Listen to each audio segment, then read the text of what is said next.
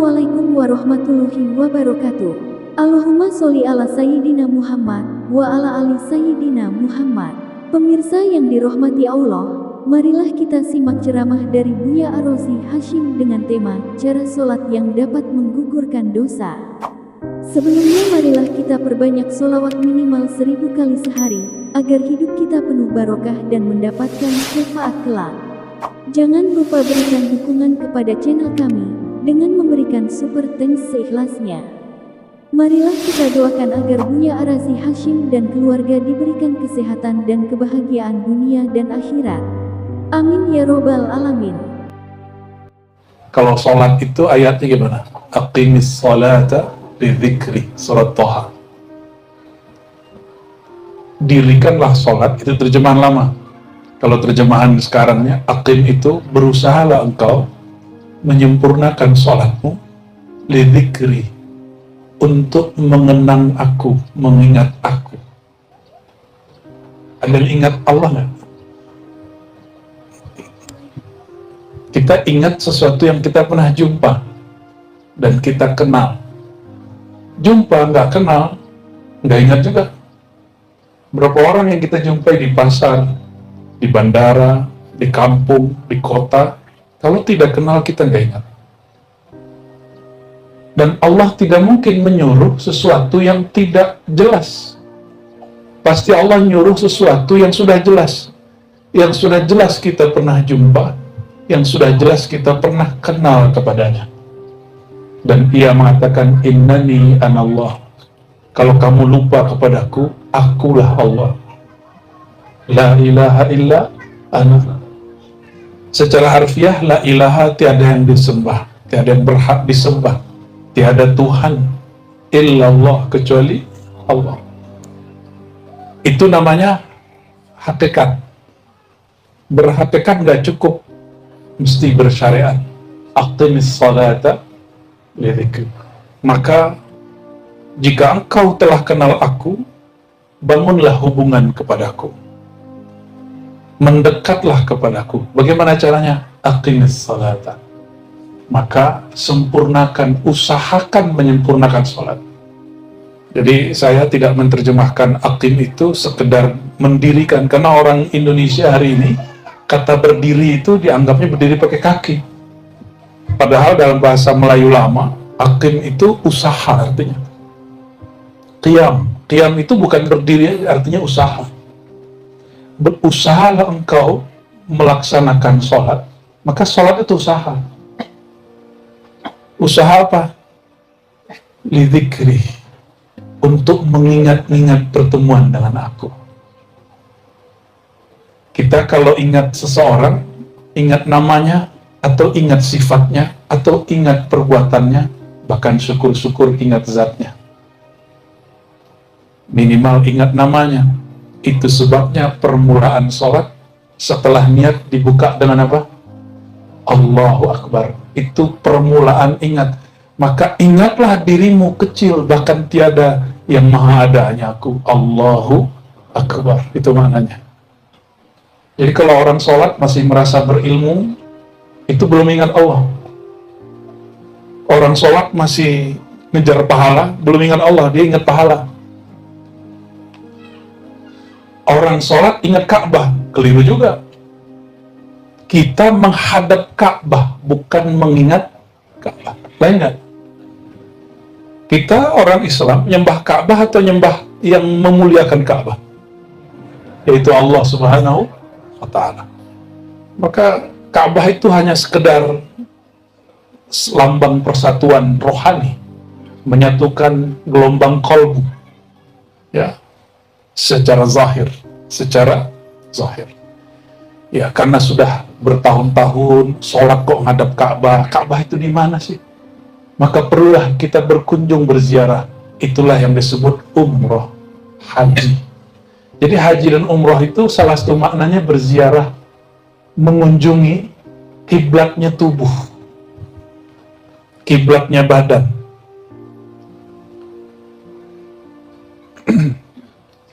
Saya mau tanya, Rasulullah SAW pernahkah berkiblat bukan ke Ka'bah?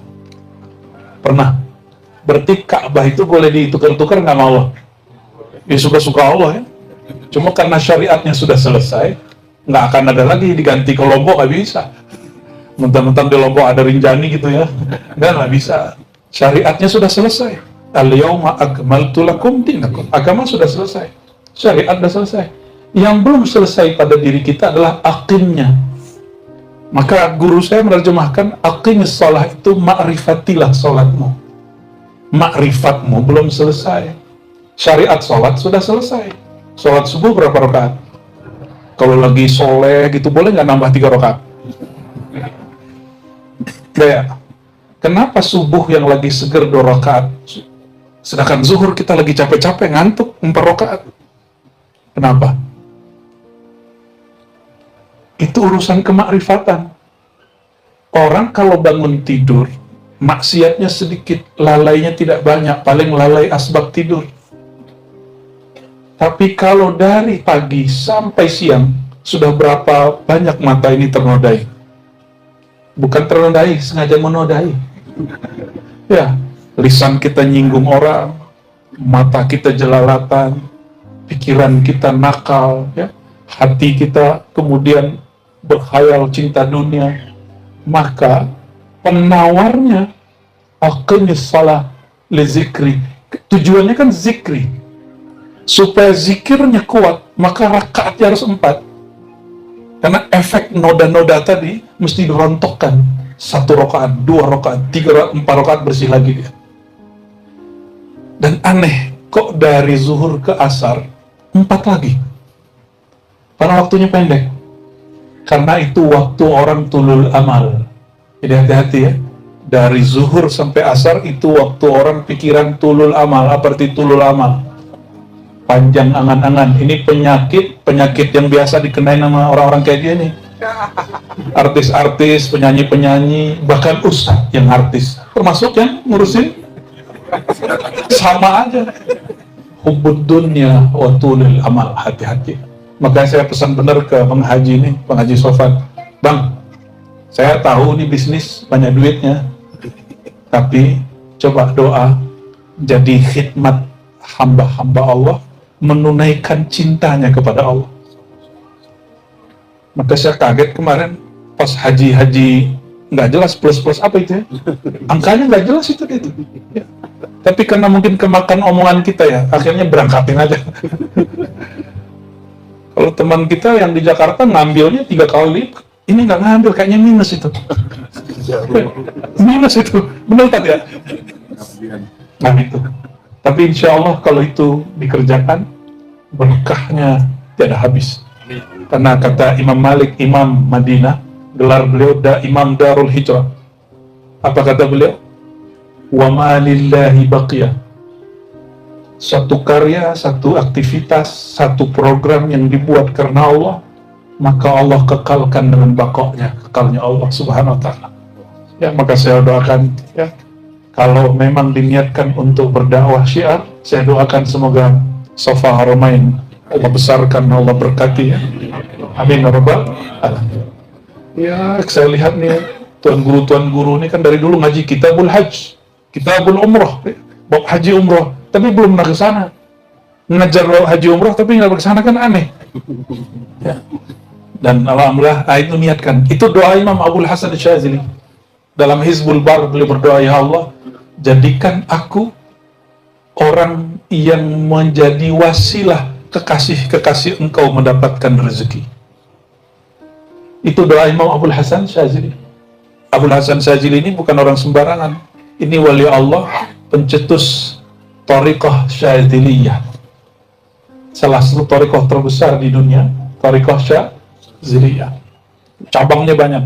Cabangnya nanti ada Idrisiyah, ada bahkan Tijaniyah, ya. Tapi kemudian thariqah itu sudah berdiri sendiri. Dan Imam Syazili, jangan dikira Imam Syazili ini langsung kaya. Imam Syazili ini tiap tahun haji. Mursyid, kiai, tuan guru tiap tahun haji. Dari mana duitnya? Tapi sebelum beliau berhaji tiap tahun itu, beliau difitnah, dikafirkan orang di kampungnya. Lalu dia dapat ilham. Ya Abul Hasan, intaqil ila Misra. pindahlah engkau ke Mesir. Maka dia pindah dari Aljazair, dia pindah ke Alexandria. Udah ke Alexandria, Bang Haji? Wah, semoga nanti ada program umroh plus Mesir.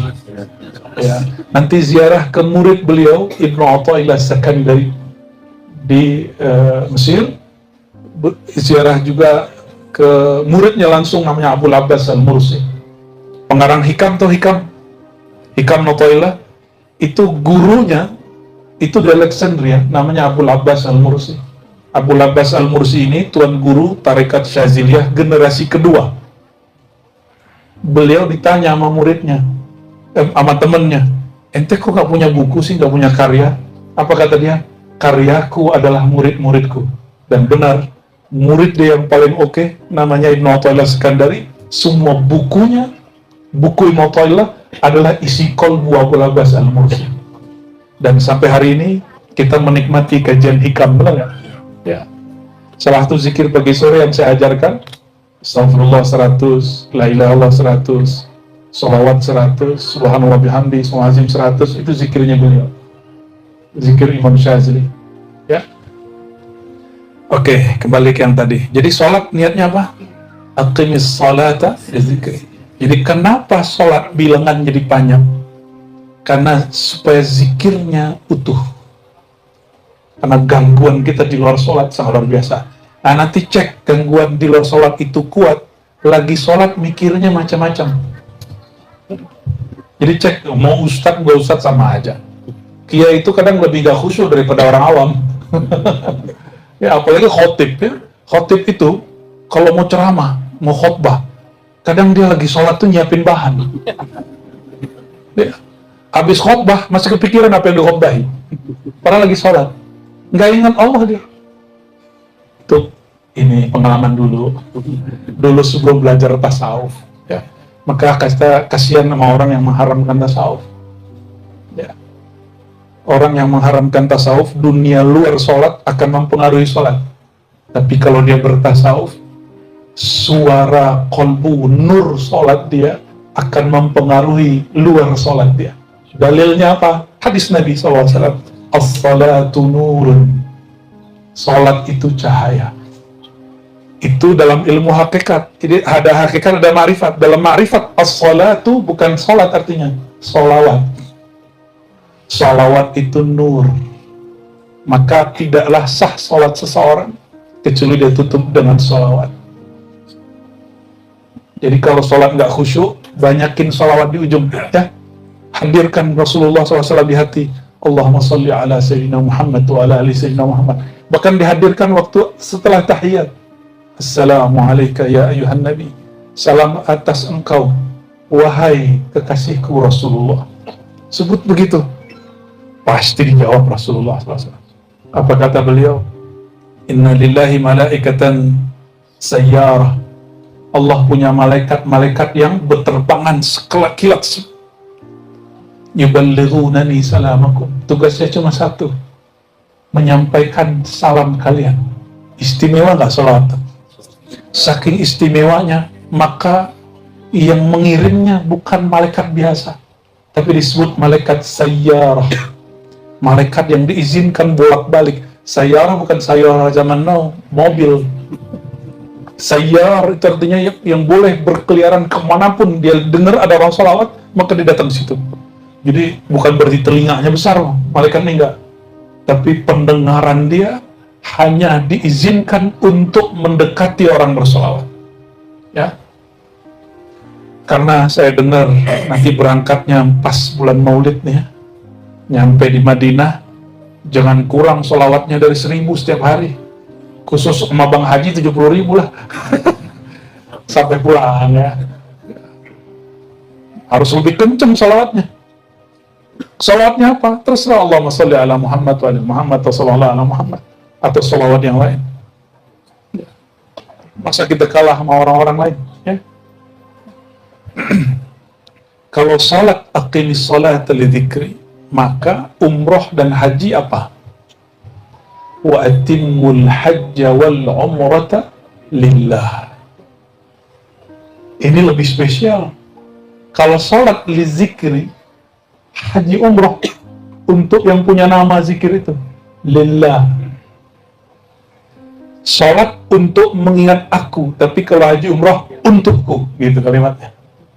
Mirip-mirip puasa kan? As-siyamu li wa ana ajizi bih. Puasa itu untukku. Sama ini kalau itu hadis qudsi, ini Quran. Wa atimmul hajja, dan berusahalah engkau menyempurnakan haji dan umrah. Maka jangan main-main umrah. Serius umrahnya. Karena lafaznya gimana? Atimmu, sempurnakan, bagus-baguskan, baik-baikkan bacaannya, baik-baikkan hatinya, yang dipandang Allah hati, ya. Bukan nanti baju kain ihramnya mereknya apa enggak ngaruh itu. Ya, kan ada juga yang gengsi, wah Bang Haji nih pakai kain umrah murah ini ya. Nah, nggak penting. Yang penting itu nggak berjahit. Kenapa? Salah satu tamamul haji wal umrah, kesempurnaan haji umrah, ketika orang memulai ihram, dia memulai dengan pakaian yang tidak berjahit. Karena jahit itu simbol dari nilai. Kalau pakaian tak berjahit berarti pakaian yang tak bernilai. Kalau Bapak Ibu ke Majestic Jakarta, itu jahit mulai dari 300 sampai 3 jutaan ada, bahkan lebih. Satu baju 3 juta, gimana ceritanya tuh? Baju dijahit 3 juta. Kainnya nggak tahu tuh harga berapa tuh Bang Iwan. Pernah kesana nggak? Pernah. Berapa bayarnya? Kayaknya sih nggak mahal banget. Ya, pas jahitnya? Jahitnya mahal. Segituannya? Sejutaan gitu ya? Ya, bisa lah. Kurang-kurang lebih lah. Maka jahitan itu penting sekali. Kita kalau pakai baju berjahit, PD-nya bukan main. Nah, sekarang merasa PD dengan pakaian zahir itu ditanggalkan. Tanggalkan pangkatmu. Ya, ada kawan kita pangkatnya tinggi. Saya keceplosan pas haji. Maaf Bang, itu bintang turunin dulu ya. Tapi Allah itu ngefek benar katanya.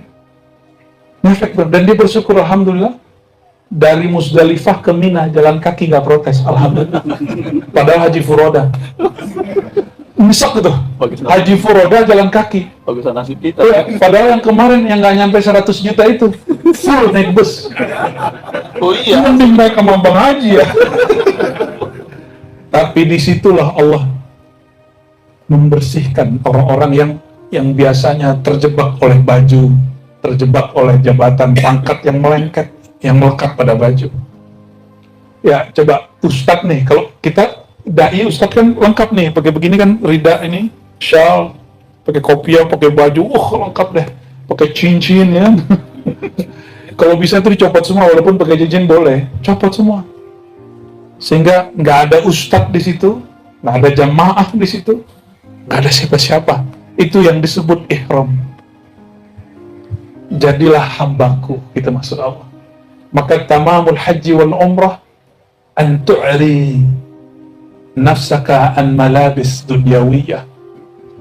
Ketika engkau bertelanjang dari jabatan-jabatan, pangkat-pangkat, nama-nama duniawimu. Jadi sebenarnya seandainya nggak ada syariat pakaian, itu haji umrah itu mungkin nggak pakai baju. Tapi karena ada syariat berpakaian, nah inilah indahnya Islam itu. Sebelum Nabi SAW mengajarkan haji umrah, orang tawaf itu nggak pakai baju. Kayaknya yang ngajarin hakikatnya hakikat syaitoniah itu.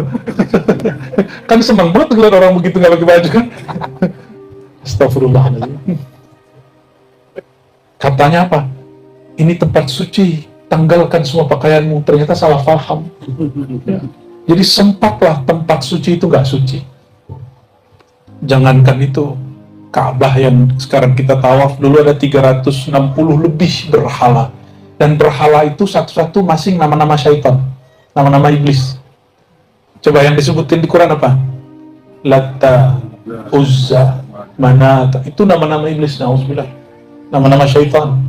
Itu syaitan pangkatnya, kalau sekarang mungkin kalau dikasih pangkat ya bintang 3 lah. Bintang 3 di Indonesia nggak banyak loh.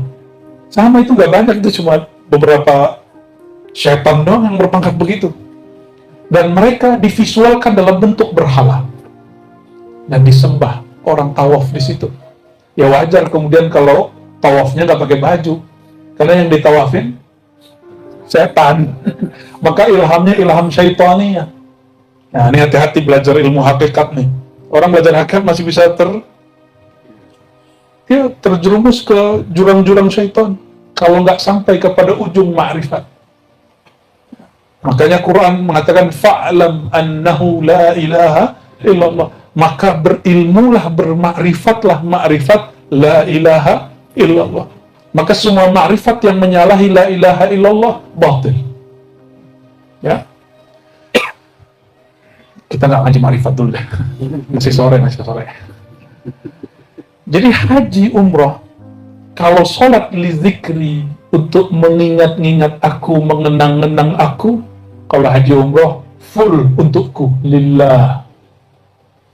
Maka nggak boleh ada sedikit apapun. Ini mohon maaf Pak Ustadz nih, ya Tuan Guru, itu juga ngefek. Masuk ya sebelum ihram, syahadat dulu, jangan langsung niat.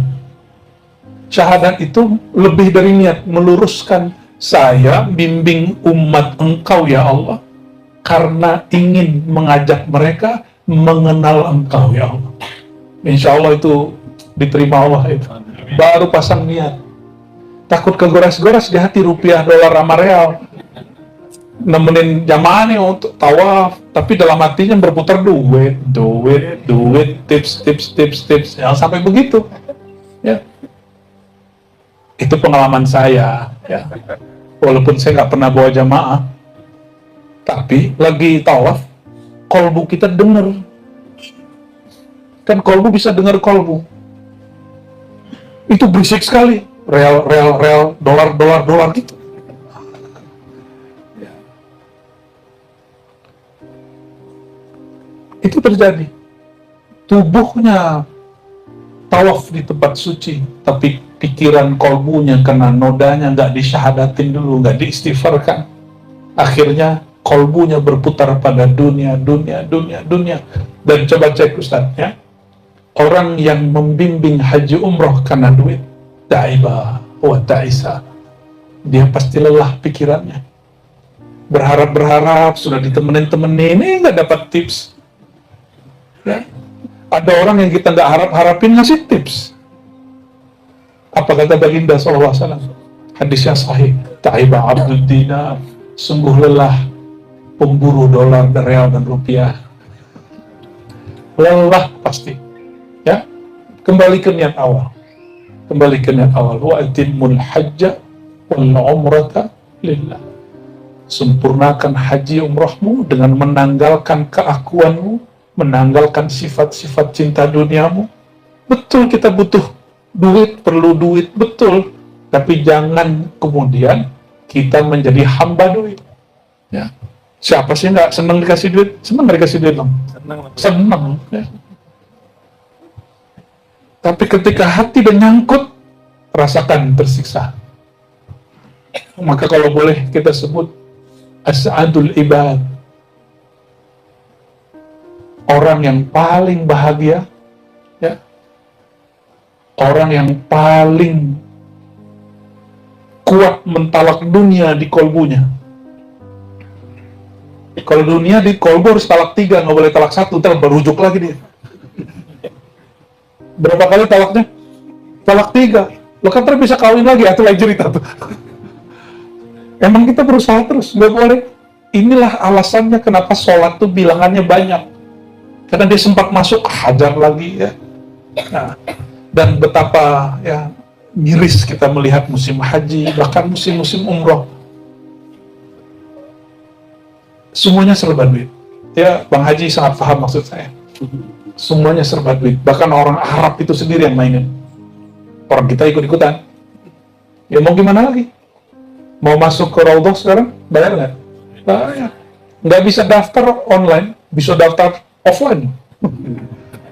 Berapa? 50 real. Tuh. Kata teman saya, Bang Ustadz, ya, dia bilang gitu sama kita ya. Di sini itu the king of Saudi bukan Raja Salman. Ente nanti kena penjara. Oh kan, the king of Saudi Israel. Raja Saudi itu real, bukan Salman. Astagfirullah. Ente punya real, ente mau ngapain beres? Dan mohon maaf, nah ini kadang-kadang jamaah nu bangga kalau hotelnya dekat dengan masjid. Hati-hati. Ini bukan nyuruh Bang Haji cari hotel jauh, ini bukan. Murah sih ya. Mengurangi beban travel. Bukan itu maksud saya.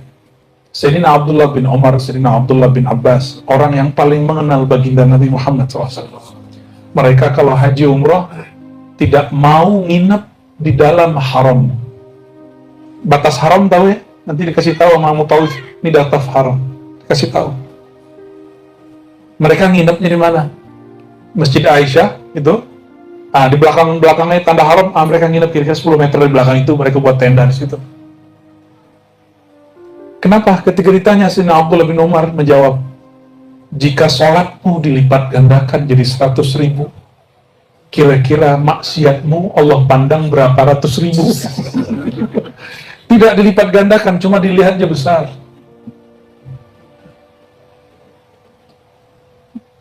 Makanya jangankan di sana ya. Imam Sya'rani mengatakan kalau engkau masuk masjid, mau perut kembung nih, jangan kentut di dalam, kentut di luar. Kenapa? Engkau sedang berada di Baitullah, di rumah Allah, walaupun bukan Baitullah yang di Haramain sana. Adab dalam masjid. Jadi yang besar itu di Haramain itu adab.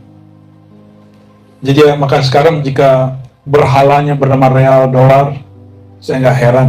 Kenapa? Dulu sebelum Nabi Muhammad SAW, ya, yang jadi berhala di sana, berhala beneran.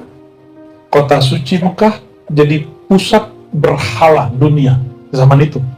Lalu dibersihkan oleh beliau Fatuh Mekah, dan sekarang masanya lagi muncul jadi berhala real dan dolar. Ya, semoga ada masa ini dibersihkan lagi oleh imam akhir zaman. Ya. Hanya imam akhir zaman yang bisa. Kalau imam Haramain nggak bisa dia. Ya. Imam Haramain soalnya udah di bawah pemerintahan sono. Ya. Jadi Bapak Ibu, tidak banyak yang mau saya sampaikan ya. Kalau ingin umrohnya diterima oleh Allah, maka datanglah bulat-bulat. Atimul hajja wal umrah. Atimmu itu juga berarti bulat-bulatlah engkau datang sebagai hamba. Ya. Maka atimmu tamma yatimmu tamam. Tamat. Bahasa kitanya tamat. Tamat kita. Tamatkan sisi keakuan di hadapan Allah Subhanahu wa Ta'ala. Walaupun sudah berkali-kali umroh, jangan sombong di sana. Oh, nanti tersesat jalan. Bukan itu masalahnya. Dan sekarang ini yang bikin orang takut pergi haji umroh, kalau dia punya masa lalu yang gelap, takut nanti di sana kualat. Nah, ini kewajiban Ustaz meluruskan ini. Ya, nggak ada kualat-kualat begitu di umroh, tuh nggak ada. Maklum kenapa orang hilang di Haramain ya, bukan negeri kita. Orang banyak hilang tuh biasa. Ya. Bukan itu masalah. Yang masalah adalah adab kolbu di sana. Ya. Jika adab yang baik dilipat ganda 100.000, maka adab yang buruk Allah pandang juga besar. Oleh karenanya, nanti masuk hotel, ya, jalan, matanya jangan jelalatan. Ini orang Lombok nanti ngeliatin orang Turki bening-bening, Masya Allah. Ya. Di tempat suci, mata kok menikmati sesuatu yang Allah tidak perkenankan. Ya, pengalaman tadi ya. Ngeliatin lagi cewek India, hidungnya mancung-mancung. Ya. Emang begitu.